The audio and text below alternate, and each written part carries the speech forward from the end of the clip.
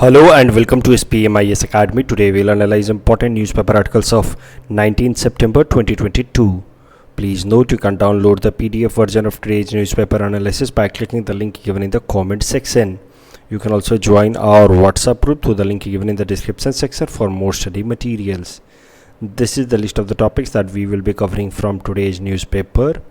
And the first article is about Cheetah reintroduction plan, and this topic is important from our syllabus GS paper 3 environment point of view.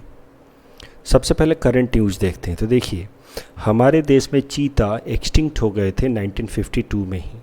तो अब भारत सरकार ने फैसला लिया कि Namibia से, जो कि एक अफ्रीकन कंट्री है जहाँ पे कई सारे चीता मिलते हैं नेचुरल तौर से, तो वहाँ से 8 नामीबियन वाइल्ड चीता को ट्रांसपोर्ट कराया गया है इंडिया के अंदर।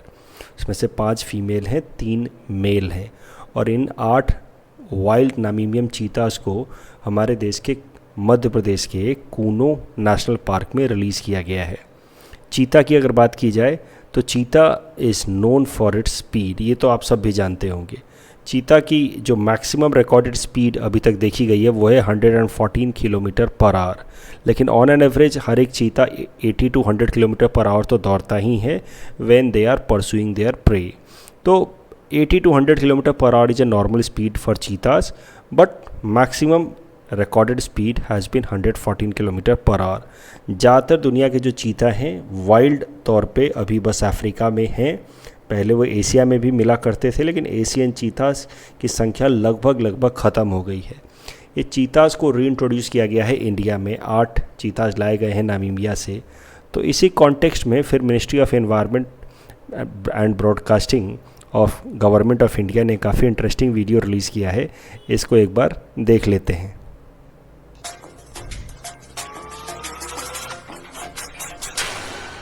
स्वागत तो करो हमारा।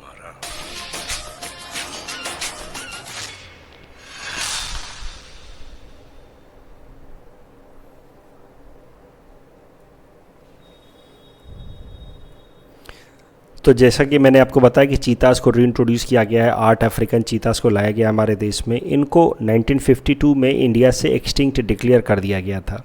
इन चीतास को नामीबिया से ट्रांसपोर्ट किया गया and they have been left into और release into Kuno national park of Madhya Pradesh. तो उनको ट्रांसपोर्ट करते वक्त काफ़ी सारे अरेंजमेंट भी किए गए। फॉर एग्जांपल एक पूरा का पूरा प्लेन जो है इसी के लिए डिज़ाइन किया गया, उसके अंदर केजेस बनाए गए। उसको उसका नोज़ वाला जो एरिया है प्लेन का, उसको ये देखिए बोइंग 747 फ्लाइट का नोज़ वाला एरिया को अलग तरीके से कलर किया गया, चीता के स्टाइल में कलर किया गया। तो इस तरीके से उसको रीस्ट्रक्चर करके नामीबिया से डायरेक्ट फ़्लाइट ले करके इंडिया में लाया गया है चीता को। और अगले साल माना जा रहा है कि 12 और चीताज लाए जाएंगे साउथ अफ्रीका से।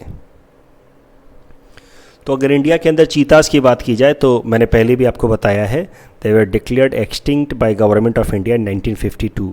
माना जाता है कि इंडिया के अंदर जो लास्ट रिमेनिंग चीताज थे उनको Maharaja Ramanuj Pratap Dev of Koriya Chhattisgarh hunted down in 1947। तो 1947 में ही उन लास्ट चीताओं को मार दिया गया था।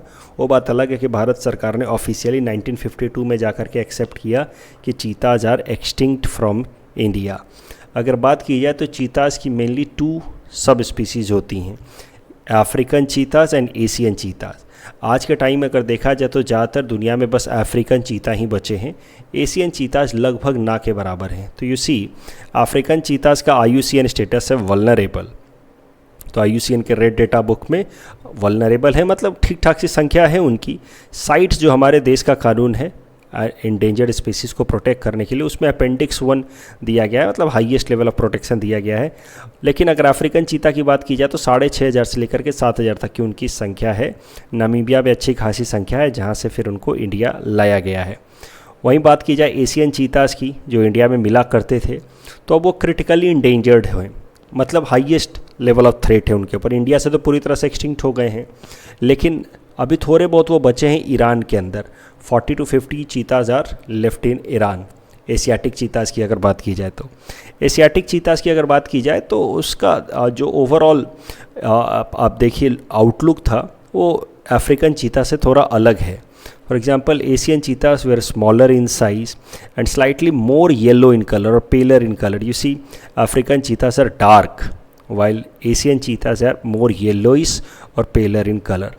Asian cheetahs were more like cat, while African cheetahs are having quite distinct features. ये जो पालपुर कूनो नेशनल पार्क में इनको इंट्रोड्यूस किया गया है चीतास को, उसके बारे में भी ज़रा देख लेते हैं. ये मध्य प्रदेश के अंदर है और इसकी खासियत ये है कि गुजरात के गिर नेशनल पार्क के बाद ये दूसरा एरिया है या दूसरा नेशनल पार्क है जहाँ पे एशियाटिक लायंस मिलते हैं. तो गिर नेशनल पार्क जो गुजरात में है, it is popular for Asiatic Lions that you all know. उसके अलावा यहाँ कूनो नेशनल पार्क में फिर एशियाटिक लायंस मिलते हैं. और ये जो कूनो नेशनल पार्क है, पहले ये वाइल्ड लाइफ सेंचुरी हुआ करती थी, इसको 2018 में अपग्रेड करके नेशनल पार्क बना दिया गया.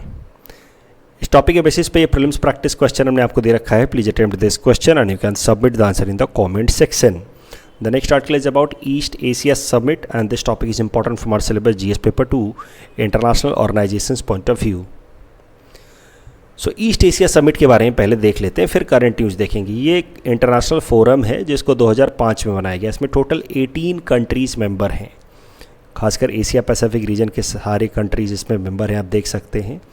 तो इसमें जो मेन मेंबर कंट्रीज़ हैं वो हैं आसियान कंट्री. ये जो 10 साउथ ईस्ट एशियन कंट्रीज़ हैं वो इसके मेन मेंबर हैं, right from Myanmar, Thailand, Malaysia, Singapore, Brunei, Philippines, Cambodia, Laos and Vietnam. तो ये हैं इसके main 10 centre countries, ASEAN countries जिनको हम लोग कहते हैं, association of south east Asian country, ये 10 कंट्रीज़. उसके अलावा 8 और कंट्रीज़ हैं. उसमें फिर आते हैं India, China, Japan, South Korea, New Zealand, Australia, Russia and US. इसमें ध्यान देने वाली बात यह है कि ये दुनिया का अकेला ऐसा ऑर्गेनाइजेशन है आफ्टर यूएन ऑफ कोर्स, यह फोरम है जहाँ पे इंडिया, चाइना, यूएस, रसिया, जापान, ऑस्ट्रेलिया जैसे मेजर कंट्रीज़ मेंबर हैं. अगर बात की जाए ईस्ट एशिया समिट की तो इसके 6 प्रायोरिटी एरियाज डिसाइड किए गए हैं जहाँ पे कोऑपरेशन किए जाएंगे. They are environment and energy, education, finance, global health issues and pandemic diseases, natural disaster management and ASEAN connectivity. तो ये 6 के 6 याद मत रखिए, एक बार इसको ब्रीफली देख लीजिए. आसियान, अगर आप बात की जाए इस ईस्ट एशिया समिट की तो it is ASEAN centred forum. मैंने पहले ही आपको बताया कि इसका मेन जो कोर रीजन है वो आसियान है, and that is why the chairmanship always belongs to the ASEAN members. The chairmanship does not go to remaining 8 members. तो ये जो 10 आसियान कंट्रीज़ हैं उन्हीं के बीच में चेयरमैनशिप रिवॉल्व करते रहती है. India was one of the founding member of east Asia summit. जब ये बनाया गया 2005 में, तब से इंडिया इसका मेंबर है. इसको पहली बार 1991 में प्रपोज किया था मलेशिया के प्रधानमंत्री, पूर्व प्रधानमंत्री महातिर मोहम्मद ने, लेकिन बना 2005 में और तब से इंडिया इसका मेंबर है. भी अगर ईस्ट एशिया समिट की मीटिंग या प्रोसेसेस की बात करी जाए तो हर साल इसकी एनुअल लीडर समिट होती है जिसमें देश के हेड ऑफ़ द स्टेट्स मुलाकात करते हैं. तो ईस्ट एशिया समिट की leaders of the state meeting और आसियान कंट्रीज़ की leaders of the state meeting एक साथ होती है.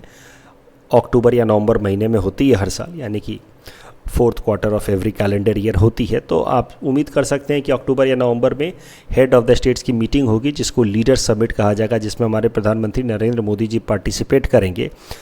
और उसके अलावा हेड ऑफ़ द स्टेट्स के अलावा फॉरेन मिनिस्टर्स की मीट होती है ईस्ट एशिया समिट की, इकोनॉमिक मिनिस्टर्स की मीट होती है ईस्ट एशिया समिट की, और वही इकोनॉमिक मिनिस्टर्स की मीटिंग चल रही है ईस्ट एशिया समिट की, जिसमें हमारे देश भारत को रिप्रेजेंट कर रहे हैं हमारे state for commerce and industry minister Anupriya Patel. She is attending 10th East Asia summit for economic ministers that is being held in Cambodia. इस टॉपिक के बेसिस पे यूपीएससी ने 2015 प्रीलिम्स में सवाल पूछा था. अगर आपको तीनों के बारे में नहीं पता हो, तीनों ऑर्गेनाइजेशन के बारे में ना पता हो, फिर भी अगर आपको सेकंड और थर्ड के बारे में पता हो, जो जिनके बारे में मैंने आपको इस आर्टिकल में बता दिया है, तो बस सेकंड और थर्ड के बारे में भी अगर आपको इन्फॉर्मेशन है तो बाकी आप एलिमिनेशन मेथड का इस्तेमाल करके इस सवाल का जवाब निकाल सकते हैं. तो आप एलिमिनेशन मेथड का इस्तेमाल करें और इस सवाल का जवाब निकालें and you can submit the answer in the comment section. The next article is about national logistics policy and this topic is important from our syllabus GS paper 3 infrastructure point of view. तो national logistics policy देखने से पहले एक बार ज़रा देखते हैं कि हमारे जो पूर्व आरबीआई गवर्नर थे डॉक्टर रघुराम राजन, उन्होंने कहा था कि Indian economy is facing mainly the problem of 3L। First L is land. तो कोई भी नई इंडस्ट्री, फैक्ट्री, इंफ्रास्ट्रक्चर बनाने के लिए लैंड एक्विजिशन करना पड़ता है, लोगों से ज़मीन लेनी पड़ती, और land acquisition is a problem in India. लोग ज़मीनें देने को तैयार नहीं होते हैं, कुछ लोग देते हैं, कुछ लोग नहीं देते। तो land acquisition always is a big problem in infrastructural and industrial development in India. दूसरा है लेबर लॉज। कई सारे लेबर लॉज हैं, 44 से भी ज़्यादा लेबर से रिलेटेड कानून थे, जिस कारण से बहुत ज़्यादा कॉम्प्लेक्स लेबर मार्केट बना हुआ था। That was making it difficult for the industries to comply and making it difficult to run their businesses. तो लेबर लॉज को तो लेकर के काफ़ी ज़्यादा स्टेप्स लिए हैं भारत सरकार ने। आपको पता होगा, मैंने भी बताया है, जितने भी लेबर लॉज थे उनको 4 बेसिक कोड्स में फिर भारत सरकार ने कैटेगराइज कर दिया। तीसरा जो L है वो है logistics. Logistics means transportation. Problem हमारे देश की है कि लॉजिस्टिक्स काफ़ी महंगा है और डिलेड है। मतलब हमारे देश के आप देखिए, केरला से नॉर्थ ईस्ट, एक तो डिस्टेंस काफ़ी ज़्यादा है, लेकिन डिस्टेंस ज़्यादा होने के बावजूद दूसरा प्रॉब्लम ये भी है कि ट्रांसपोर्टेशन कॉस्ट काफ़ी महंगा। आप देखिए नॉर्थ ईस्ट के अंदर, खासकर आप गुवाहाटी के अंदर आप देखें तो फ्रूट्स या वेजिटेबल्स जो यहाँ नहीं उगाए जाते हैं नॉर्थ ईस्ट के अंदर, जैसे कैबेज यहाँ उगाया जाता है तो कैबेज काफ़ी सस्ते दामों पे मिल जाता है। अदरवाइज़ कई सारे जो वेजिटेबल्स है जो इंडिया के बाकी कोनों में उगाए जाते हैं, जो नॉर्थ ईस्ट में नहीं उगाए जाते, वो यहाँ काफ़ी महंगे मिलते हैं।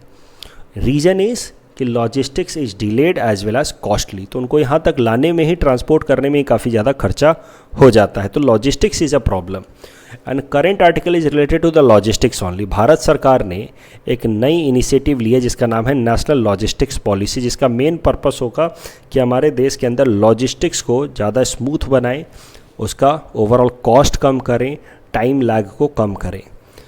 अगर इंडिया की रैंकिंग देखी जाए एज पर world bank logistics performance index, तो India is ranked quite poorly at 44। तो कंसीडरिंग कि we are 5th largest economy, ये लॉजिस्टिक्स में 44th रैंक है, तो ये रैंक काफ़ी ख़राब मानी जा सकती है।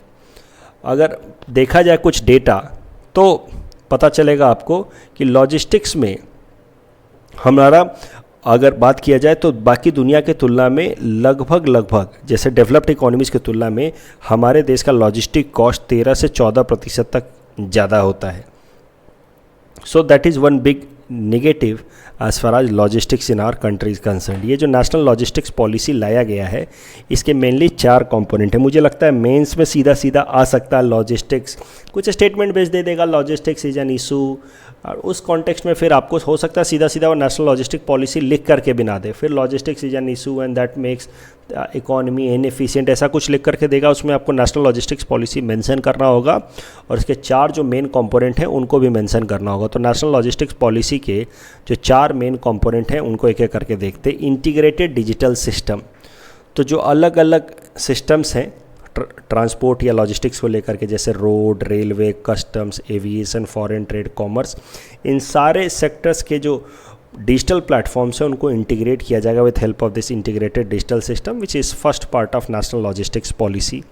दूसरा है यूनिफाइड लॉजिस्टिक इंटरफेस प्लेटफॉर्म। तो यूनिफाइड लॉजिस्टिक इंटरफेस प्लेटफॉर्म में लॉजिस्टिक्स से रिलेटेड जो सेंसिटिव इन्फॉर्मेशन होंगे या कॉन्फिडेंशियल इन्फॉर्मेशन होंगे उनको टाइम बाउंड फैशन में एक सेक्टर से दूसरे सेक्टर में भेजा जाएगा with help of this platform. तीसरा है ईज़ ऑफ लॉजिस्टिक्स।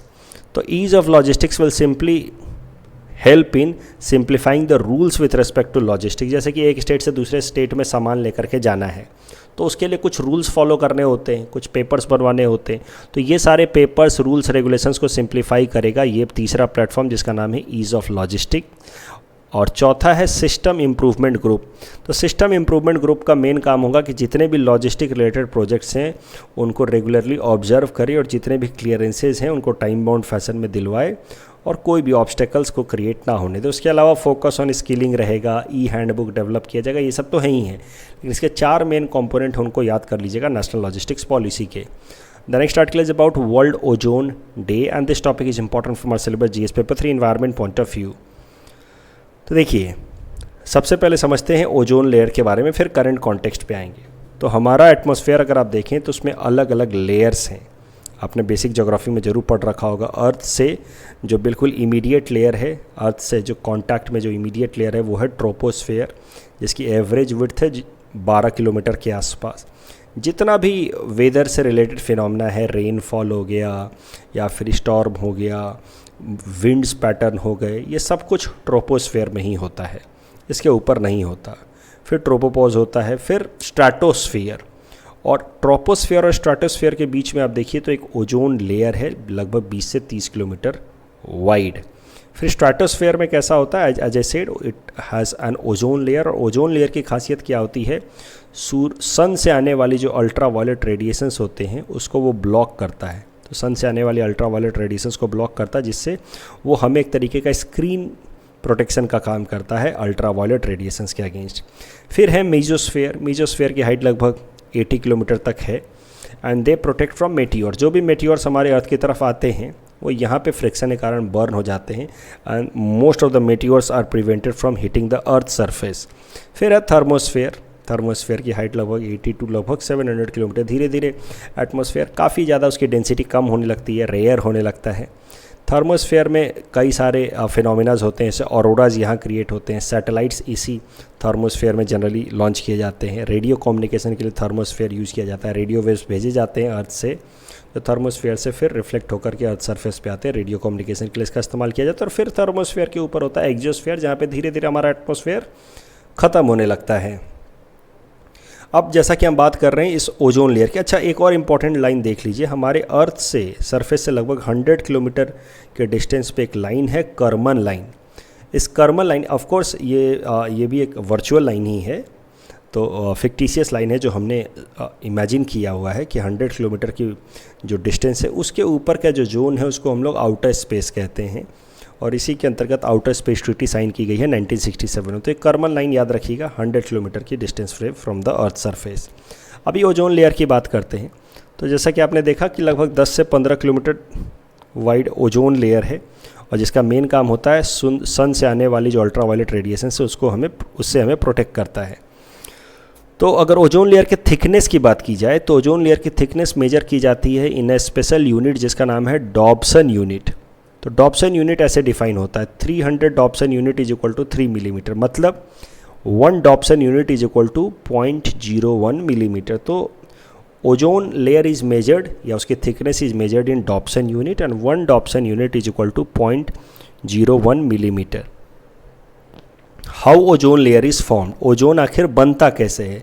तो हमारे एटमॉस्फेयर में बहुत सारे ऑक्सीजन मॉलिक्यूल्स हैं। सोलर एनर्जी जब आती है, ऑक्सीजन मॉलिक्यूल्स पे पड़ती है, तो कई सारे ऑक्सीजन मॉलिक्यूल्स को ब्रेक करके रेडिकल्स में कन्वर्ट कर देती है। वो 2 ऑक्सीजन रेडिकल्स में कन्वर्ट कर देती है। एनर्जी है, नेचुरली बॉन्ड को ब्रेक कर सकती है, तो ऑक्सीजन रेडिकल्स में कन्वर्ट हो गया, और फिर ये ऑक्सीजन रेडिकल दूसरे ऑक्सीजन मॉलिक्यूल के साथ अटैच होकर के फिर ओजोन मॉलिक्यूल बना देता है। इस तरीके से ओजोन मॉलिक्यूल बनते रहते हैं हमारे एटमॉस्फेयर में, और ओजोन मॉलिक्यूल्स फिर हमें प्रोटेक्ट करते हैं फ्रॉम अल्ट्रा वायलेट रेडिएशंस। तो ये देखिए अल्ट्रा वायलेट रेडिएशंस जो आ रहे हैं, तो most of the ultraviolet radiations से हमें ओजोन लेयर प्रोटेक्शन देता है।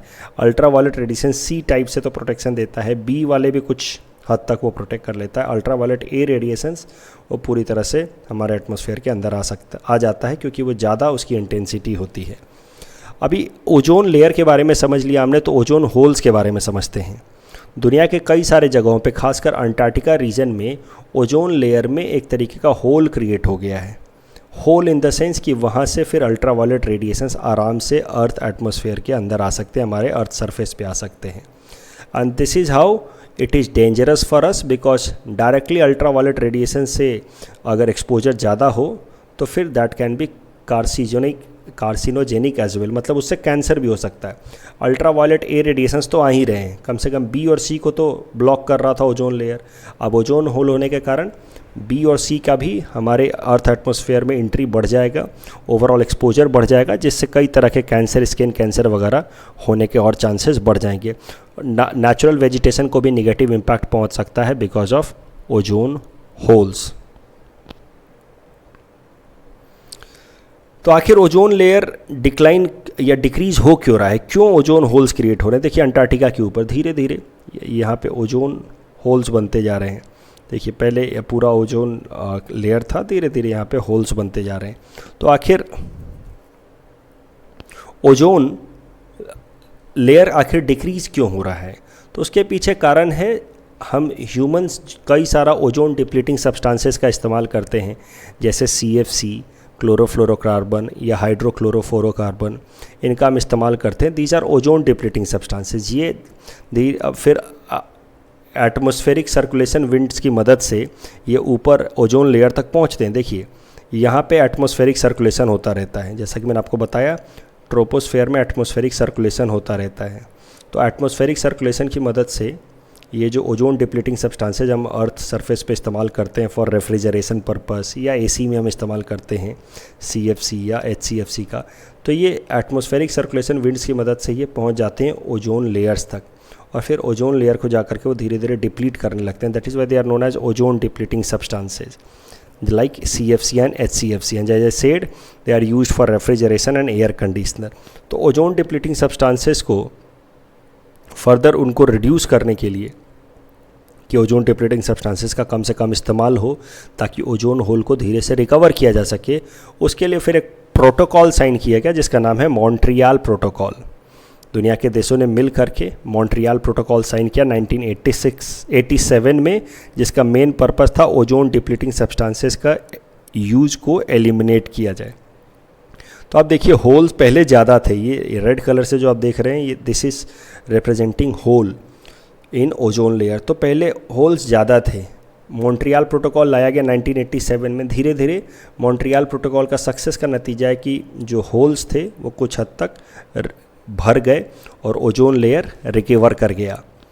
लेकिन अब दिक्कत क्या है कि मॉन्ट्रियल प्रोटोकॉल में हमने CFC और HCFC को तो फेज आउट कर दिया, लेकिन उनको रिप्लेस कर दिया हमने HFC से, हाइड्रोफ्लोरोकार्बन से। तो अब डेटा अगर देखिए तो क्लोरोफ्लोरोकार्बन या हाइड्रोक्लोरोफ्लोरोकार्बन का हमने इस्तेमाल 98.6% तक घटा दिया, और जो बचा हुआ थोड़ा बहुत HCFC है, हाइड्रोक्लोरोफ्लोरोकार्बन, उसको भी हम धीरे धीरे ख़त्म कर देंगे। लेकिन अब जब क्लोरोफ्लोरोकार्बन और हाइड्रोक्लोरोफ्लोरोकार्बन हमने ख़त्म कर दिया उनका इस्तेमाल करना, तो उसका ऑल्टरनेटिव भी ढूंढना था ताकि हम रेफ्रिजरेटर्स में या AC में इस्तेमाल कर पाएँ। तो उसका ऑल्टरनेटिव ढूंढा हमने in the form of hydrofluorocarbon. अब हाइड्रोफ्लोरोकार्बन ओजोन डिप्लीटिंग सब्सटेंस तो नहीं है, बट हाइड्रोफ्लोरोकार्बन की दूसरी प्रॉब्लम है, ये एक बहुत ही पावरफुल ग्रीन हाउस गैस है। आप देखिए हाइड्रोफ्लोरोकार्बन कार्बन डाइऑक्साइड की तुलना में ये HFC लगभग 9000 से लेकर के 11000 गुना ज़्यादा पावरफुल है। तो CO2 से काफ़ी ज़्यादा पावरफुल ये ग्रीन हाउस गैस है। तो हमने ओजोन डिप्लीटिंग सब्सटेंस को हटा करके एक बहुत ही पावरफुल ग्रीन हाउस गैस का इस्तेमाल करना शुरू कर दिया in refrigeration and air conditioning. That was another problem.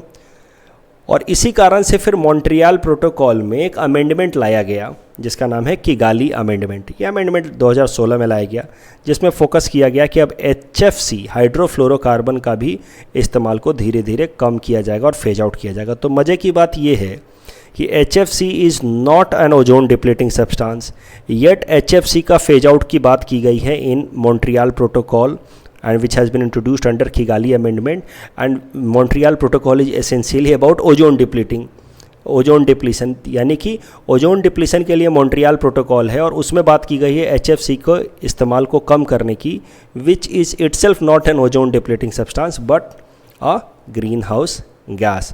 तो दुनिया के अलग अलग देशों ने अलग अलग टाइमलाइन अपने लिए फिक्स किया है HFC को एलिमिनेट करने का। फॉर एग्ज़ाम्पल इंडिया ने अपने लिए टारगेट सेट किया है 2047, तब तक हम लोग HFC का इस्तेमाल को एलिमिनेट कर लेंगे, हाइड्रोफ्लोरोकार्बन का। डेवलप्ड कंट्रीज़ के लिए टारगेट है 2036, चाइना के लिए टारगेट है 2045। अब करंट कॉन्टेक्स्ट में आते हैं तो देखिए हाल फिलहाल में बीता हुआ जो 16 सितंबर था, that was international day for the preservation of ozone layer, जिसको शॉर्ट में हम लोग वर्ल्ड ओजोन डे कह सकते हैं। तो 1987 में आया था ओजोन लेयर के लिए, ओजोन डिप्लीटिंग सब्सटेंसेस को फेज आउट करने के लिए मॉन्ट्रियल प्रोटोकॉल।